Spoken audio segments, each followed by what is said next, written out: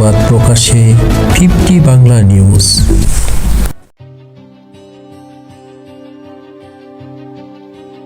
একটি জীবন হাজারো গল্পের সমাহার। মঞ্চের প্রতি টান আর চোখের স্বপ্নের আলো নিয়ে জন্ম হয়েছিল তার 1956 সালের 24 ডিসেম্বর কিশোরগঞ্জের ইদ্রিস আলীর। আজ তিনি বাংলার কোটি মানুষের প্রিয় ইলিয়াস কাঞ্চন। 1977 সালের 31 ডিসেম্বর সুভাষ দত্তের বসুন্ধরা চলচ্চিত্রের হাত ধরে নায়ক হিসাবে বাংলা চলচ্চিত্রে তাঁর আগমন। প্রথম ছবিতেই বিপরীতে ছিলেন সময়ের সবচেয়ে গ্ল্যামারাস নায়িকা ববিতা। শুরু হলো 4 দশকের এক বর্ণাঢ্য পথ চলা। 70 পেরিয়ে 80 এবং 90-এর দশক। তিনি ছিলেন রোমান্টিক, অ্যাকশন ও সামাজিক ঘরানার চলচ্চিত্রের এক অপ্রতিরোধ্য তারকা।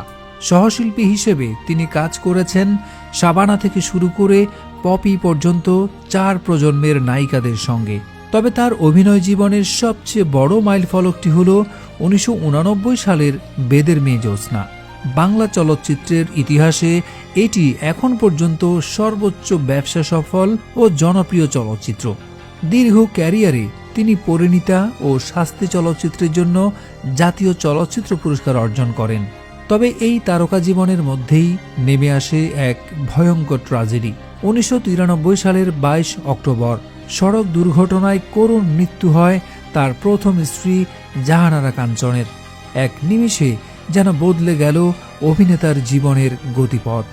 ব্যক্তিগত শোককে তিনি সমাজের প্রতি দায়বদ্ধতায় রূপান্তরিত করলেন। 1993 সালের 1 ডিসেম্বর তিনি প্রতিষ্ঠা করলেন সামাজিক আন্দোলন নিরাপদ সড়ক চাই নিশ্চা। রূপালী পর্দার নায়ক হয়ে উঠলেন রাজপথের এক নিবেদিত প্রাণ সমাজকর্মী। দীর্ঘ 3 দশকের নিরলস সংগ্রাম।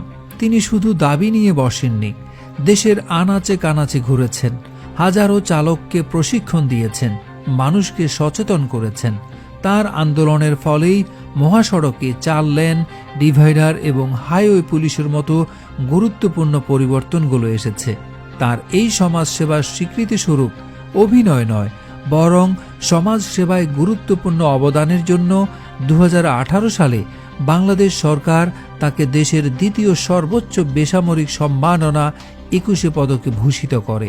একাধারে তিনি অভিনেতা, প্রযোজক, পরিচালক এবং সমাজকর্মী।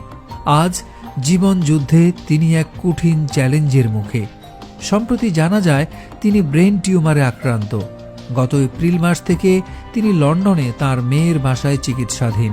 গত অগাস্টে তার মস্তিষ্কে অস্ত্রোপচার করা হয়েছে, কিন্তু ঝুঁকি এড়াতে টিউমারের কিছু অংশ অপসারণ করা সম্ভব হয়নি। বর্তমানে তিনি রেডিয়েশন ও কেমোথেরাপির টার্গেট থেরাপি নিচ্ছেন। রূপালী পর্দার অসংখ্য সফল চলচ্চিত্রের পর তিনি এখন জীবনের মঞ্চে নিজের জন্য লড়াই করছেন। তার পরিবারের পক্ষ থেকে দেশবাসীর কাছে দ্রুত আরোগ্যের জন্য দোয়া চাওয়া হয়েছে। যে মানুষটি গোটা জাতিকে নিরাপদ সড়কের স্বপ্ন দেখিয়েছেন, আজ তার দ্রুত সুস্থতার জন্য একযোগে প্রার্থনা করছে পুরো বাংলাদেশ। আমাদের ভালোবাসা ও প্রার্থনায় জীবনের এই কঠিন যুদ্ধ জয় করে ইলিয়াস কাঞ্চন ফিরে আসবেন, এটাই আমাদের প্রত্যাশা। আপসহীন সংবাদ প্রকাশে 50 বাংলা নিউজ।